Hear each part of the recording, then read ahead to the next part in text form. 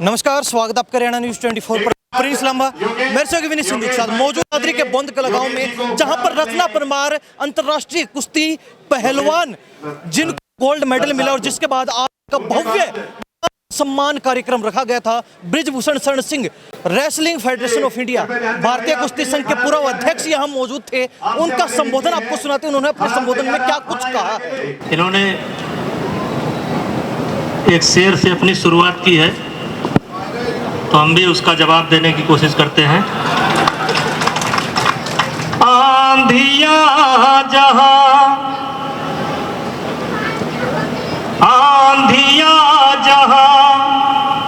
उमंग नहीं भरती है,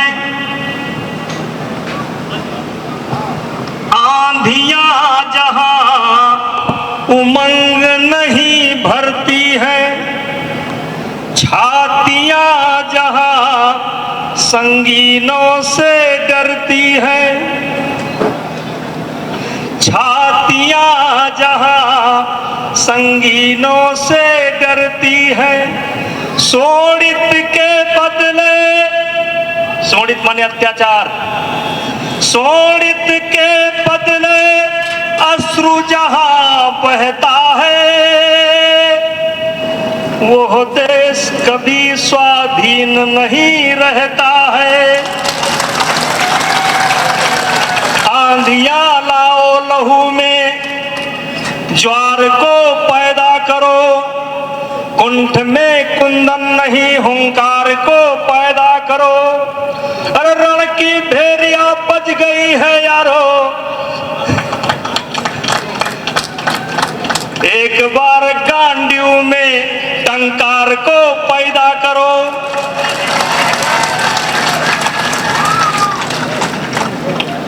ये गांडियों की टंकार जो मैंने शब्द का प्रयोग किया है, ये अभी सुंदर पहलवान ने पीड़ा व्यक्त की है कि अभी भारत का ओलंपिक में गोल्ड मेडल नहीं आया। तो मैं चाहता हूं ये काम कैसे पूरा हो, इसकी जिम्मेदारी योगेश्वर दत्त पहलवान को हम सब मिलकर के देना चाहते हैं कि आप इसके लिए प्रयास करें, अपने गांडियों में एक बार फिर टंकार पैदा करें। क्योंकि जब 41 साल तक सूखा पड़ा था मेडल का, भारत का कोई मेडल नहीं आता था, तब आपने और सुशील पहलवान ने 41 साल बाद जो खेत सूख गया था उसमें हरियाली उगाने का काम किया था, मेडल लाने का काम किया था। कुछ लोग जानना चाहते होंगे ब्रिजभूषण सिंह हैं कौन। मैं एक किसान परिवार में पैदा हुआ, मैं एक किसान परिवार में पैदा हुआ, अपने हाथ से हल चलाया हूं, विश्वास करिए शपथ पूर्वक कहता हूं, अपने हाथ से खेत कोड़ने का काम किया हूं, अपने हाथ से ट्रैक्टर चलाया हूं, और धीरे धीरे धीरे धीरे करते करते आज यहां पर पहुंचा हूं। अब जैसे 2-3 दिन से हम नहीं हैं, लेकिन जब भी हम अपने गांव में पहुंचते हैं तो सबसे पहले मेरी गाड़ी मेरी गौशाला में रुकती है। मेरी गाड़ी मेरे अपने बच्चों के पास नहीं रुकती है।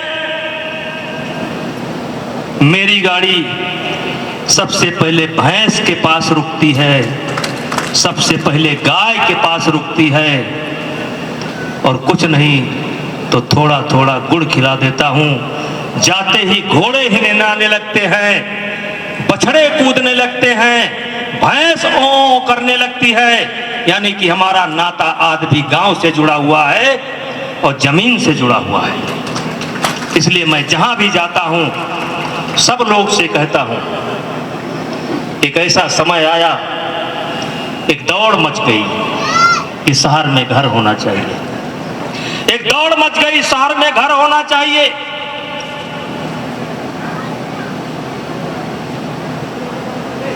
उस कल्चर को मैंने तोड़ा। आज भी मैं गांव से जुड़ा हूं और इसलिए आप किसान, मैं आपको कहना चाहता हूं, ये गांव हमारा जड़ है, ये खेती हमारी जड़ है, यही हमारी पहचान है, इसीलिए हमको किसान कहा गया है। और पेड़ तब तक खड़ा रहता है जब तक वो अपने जड़ से जुड़ा रहता है। आप तब तक जिंदा रहेंगे जब तक आप गांव से जुड़े रहेंगे। और जैसे जैसे गांव से दूर होते जाएंगे, जैसे पुरानी लकड़ी को कोई नहीं पूछता है, श्मशान गई कि फर्नीचर बना, वैसे जिन लोगों ने गांव से नाता तोड़ दिया आज कहां है, किस रूप में है, किसी को अता पता नहीं है। तो यानी मैं गांव से जुड़ा हूं और इसीलिए कहता हूं, दीप सा जला निरंतर जीवन भर, दीप सा जला निरंतर जीवन भर, जलकर ढलकर जग का अंधियारा दूर किया, अंगारों पर बैठा मुस्कुराता रहा सदा, सब दर्द दा भीतर ही भीतर चूर किया।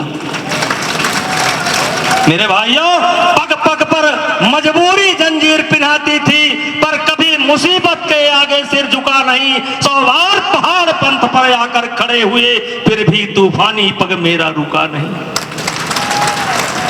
आंधियां घिरी घन मड़राए ओले बरसे, आंधियां घिरी घन मड़राए ओले बरसे, कांटों ने दामन थाम मुझे पथ पे रोका, अवरोध किया चट्टानों ने मेरी गति का, 100 बार गरज कर सागर ने मुझको टोका, और जीवन का अंचल किंत नहीं छोड़ा कर से,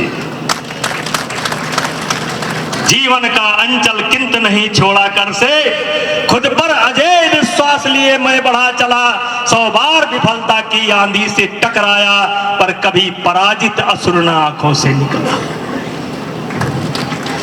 एक दिन यही योगेश्वर पहलवान मेरे पास गए, कहे नेताजी आप दयालु बहुत हैं, आपने कहा था।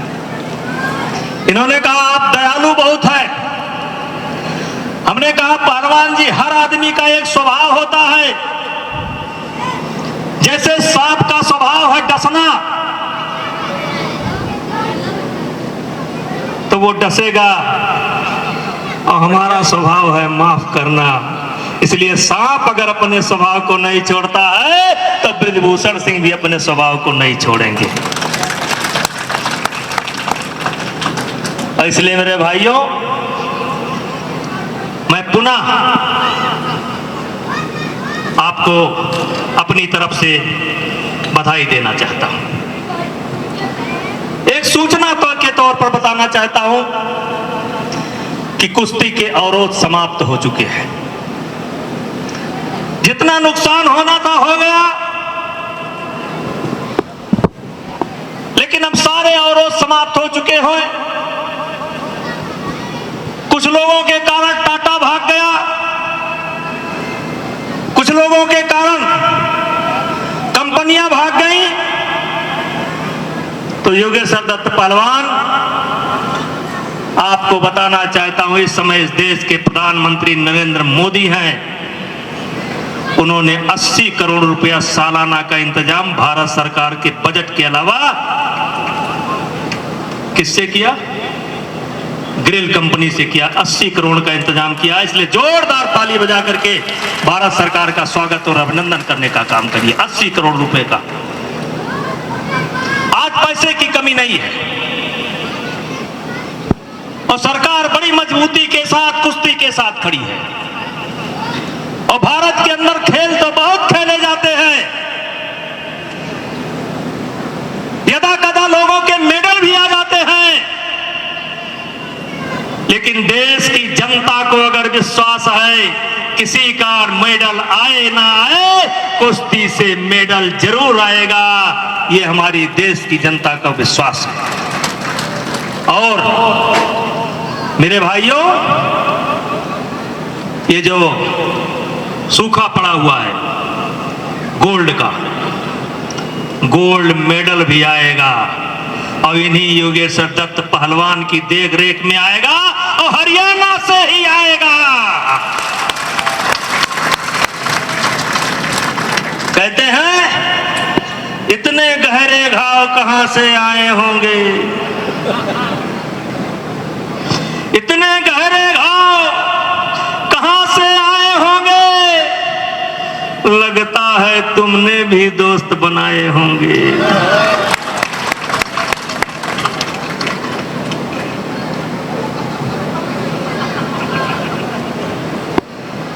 इतने गहरे घाव कहां से आए होंगे, लगता है तुमने भी दोस्त बनाए होंगे।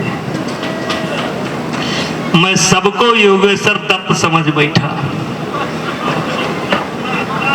मैं सबको सुशील समझ बैठा, मैं सबको अनुज समझ बैठा, मैं सबको अपना क्या नाम है बड़ा पहलवान हनुमान अखाड़े वाला है राजू तोमर समझ बैठा। मुझे गर्व है अपनी पहली पीढ़ी पर, इस पीढ़ी पर गर्व है। ऐसा अनुशासन, आज भी इतना बड़ा पहलवान होने के बावजूद भी, इतना बड़ा आदमी होने के बाद भी किसी गरीब के पांव में हाथ लगाने की दिक्कत योगेश्वर को नहीं होती, हमारे पुराने पहलवानों को नहीं होती। लेकिन चलिए कोई बात नहीं है, ये सच है मैं हरियाणा को बहुत प्यार करता था और ये भी सच है प्यार करता रहूंगा।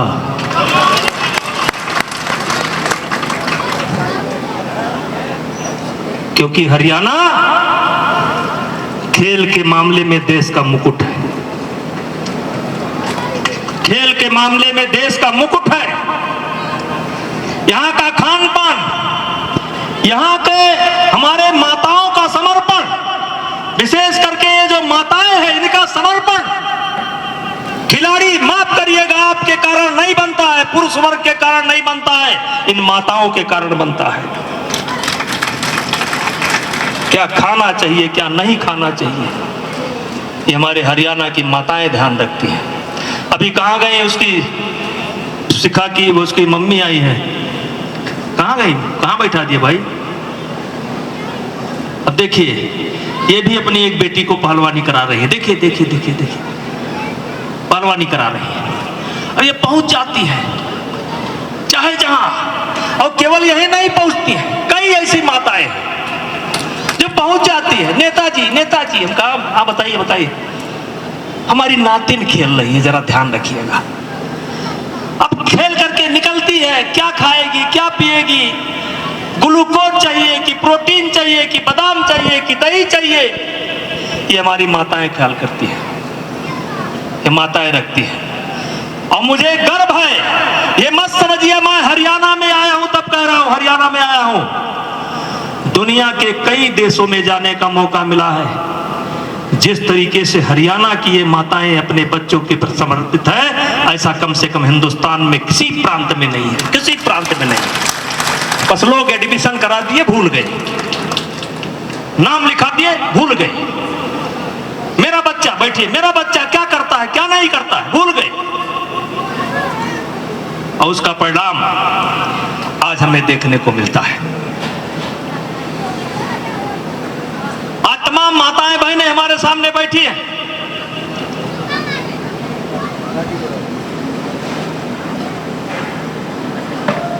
मैं थोड़ा इससे हट करके कुछ बात करना चाहता हूं। आज आप देख रहे हैं कि नई नई समस्याओं से हमारा सामना हो रहा है। पहले ये मोबाइल नहीं थे, पहले ये इलेक्ट्रॉनिक मीडिया नहीं थी, आज इतने चैनल आ गए, इतनी मीडिया आ गई। अच्छा तो कम दिखाते हैं लेकिन बुरा ज्यादा दिखाते हैं, और इसलिए मैं जहां जाता हूं कहता हूं कि मात्र बच्चा पैदा कर देना, मात्र बच्चा पैदा कर देना, उसके पढ़ाई का इंतजाम कर देना,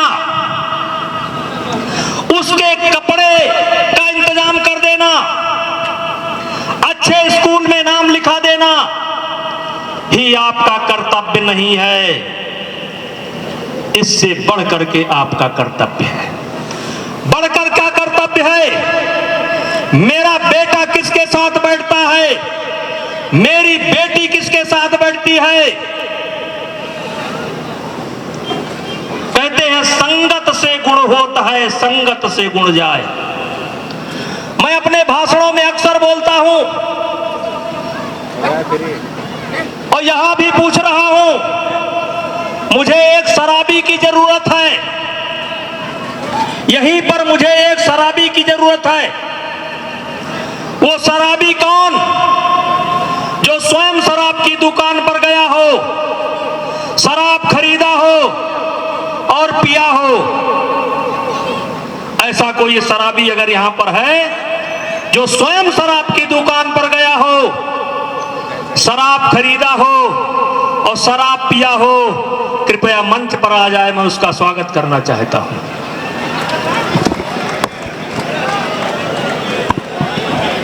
नहीं मिलेगा, नहीं मिलेगा। मेरी शर्त है जो स्वयं शराब की दुकान पर गया हो, स्वयं। इसलिए मेरे भाइयों, मैं कहना चाहता हूं, दुनिया के या हमारे देश के किसी भी शराबी ने जब शराब को पहली बार ओठ पर लगाया होगा तो वो शराब किसी रिश्तेदार ने या किसी दोस्त ने ही वो गिलास देने का काम किया होगा। इसलिए मात्र एडमिशन करा देना, मात्र सुविधा दे देना ही आपका कर्तव्य नहीं है। हम लोग राजनीति के क्षेत्र में हैं। पहले इस प्रकार की समस्याएं नहीं आती थी, आज समस्याएं आती हैं। क्या समस्याएं आती हैं? नेताजी,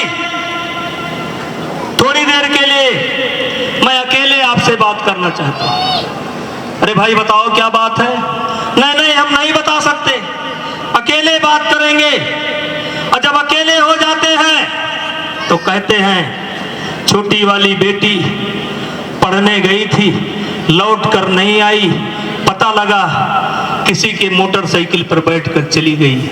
नेताजी बहुत परेशान है। तो भाइयों, मैं कहना चाहता हूं, आज आप अक्सर घरों में देखते होंगे, हमने अपनी बेटियों को फोन दे दिया, अपने बेटों को फोन दे दिया। फोन आता है, बेटी मां के पास है, तुरंत छत पर चली जाती है। अरे मेरी माताओं बहनों, किस रिश्तेदार का फोन आया कि आपकी बेटी आपके सामने नहीं बात कर सकती, आपकी बेटी भाभी के सामने नहीं बात कर सकती, आपकी बेटी चाची के सामने नहीं बात कर सकती। किस महाशय का फोन है? आपके कान तो उसी दिन खड़े हो जाने चाहिए जब बेटी के मोबाइल पर फोन आता है और बेटी अकेले में चली जाती है।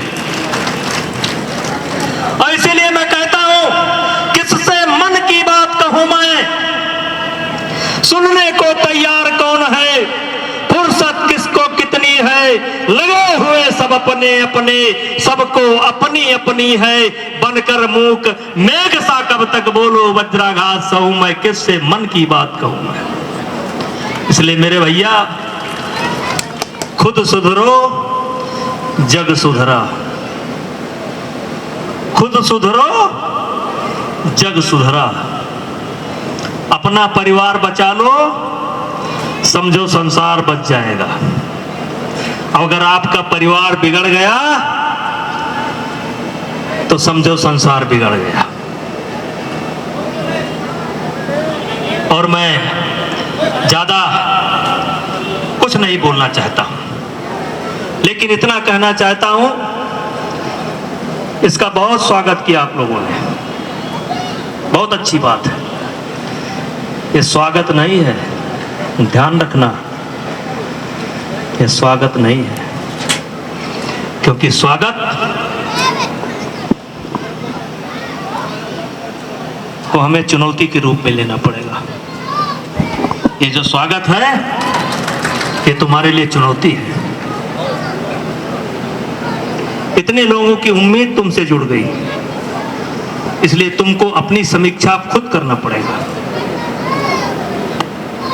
जाना कहां है? रास्ता क्या है, जरूरत क्या है। ये समाज तुम्हारी जरूरत को पूरा कर सकता है।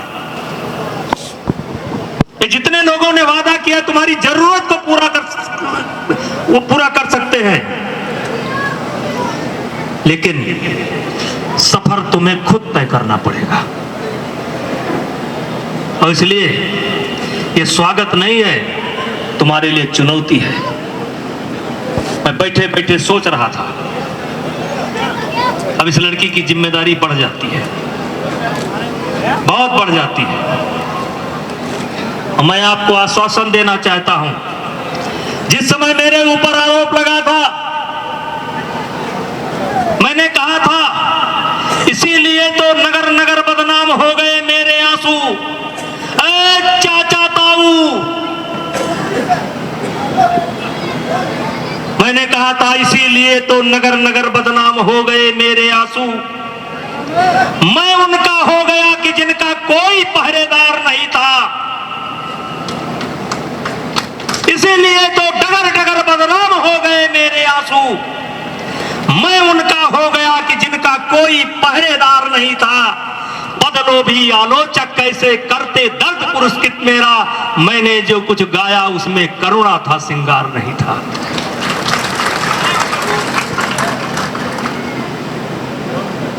कोई भेदभाव नहीं होगा, गारंटी देता हूं।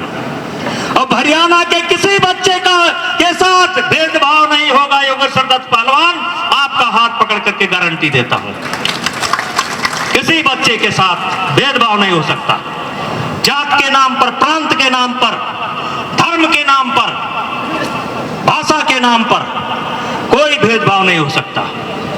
इसलिए जो अच्छे बच्चे हैं वो खूब प्रैक्टिस करें, खूब प्रैक्टिस करें। मैं व्यवस्था बना रहा हूं कि हर ट्रायल में लीगल रूप से हरियाणा के एक योगेश्वर दत्त और एक कोई महिला पहलवान हर ट्रायल में बैठेगी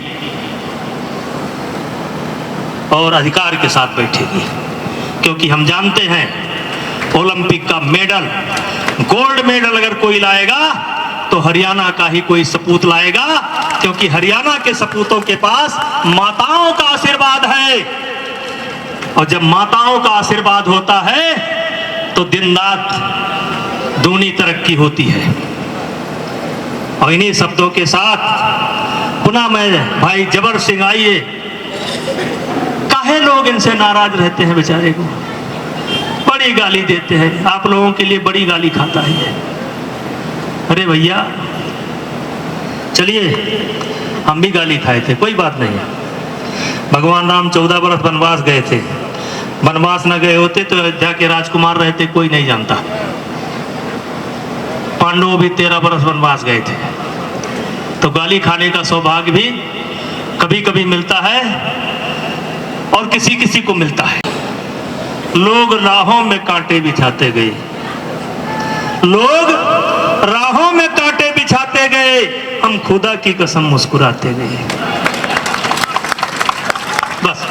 तो सुना आपने ब्रजभूषण शरण सिंह को, जिन्होंने अपना पूरा लंबा चौड़ा संबोधन दिया और साथ ही शायरियों के माध्यम से इशारों में कुछ संकेत करने का भी काम किया। जिन लोगों ने इनके ऊपर आरोप लगाए उनको भी संदेश देने का काम किया है। आपने पूरा संबोधन सुना, आप इस बारे में क्या सोचते हैं कमेंट के माध्यम से अपनी राय जरूर लिख दीजिए। इन्हीं सब बातों के साथ प्रिंस लांबा, मेरे संग विनय सिंधु के साथ हरियाणा न्यूज़ 24। नमस्कार, जय।